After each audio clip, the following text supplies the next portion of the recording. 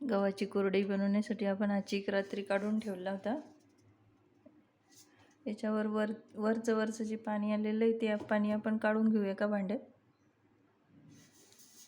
हे वरचं पाणी आपण भांड्यात काढू आणि खालच्या चिकाची आपल्याला कुरडई बनवायची आहे।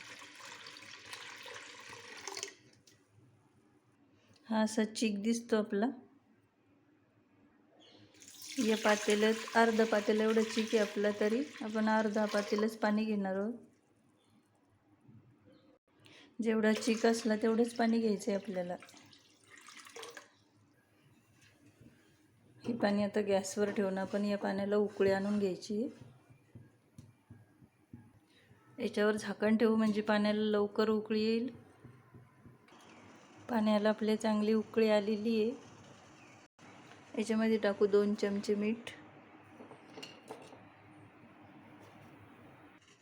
आता एका भांड्याने वरून चीक सोडायचा आहे असा ग्लासाच्या साहाय्याने, आणि एकीकडून आपल्याला असं रई फिरून हाटून घ्यायचं आहे चीक अशा पद्धतीनं।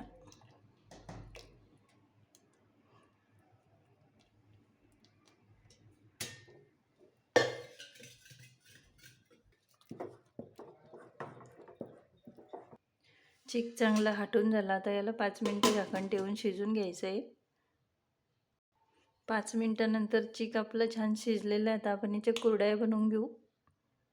आता याच्यामध्ये आपल्याला तीळ टाकायचे। 2 किलो गव्हाचा चीक असला तर अर्धा किलो तीळ टाकायचे याच्यामध्ये।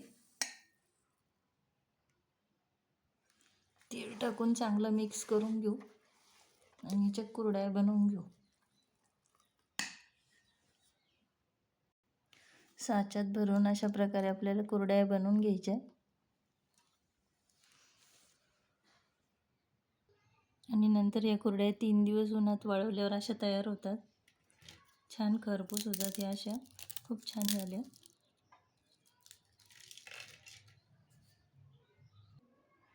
व्हिडिओला लाईक करा, चॅनलला सबस्क्राईब करा।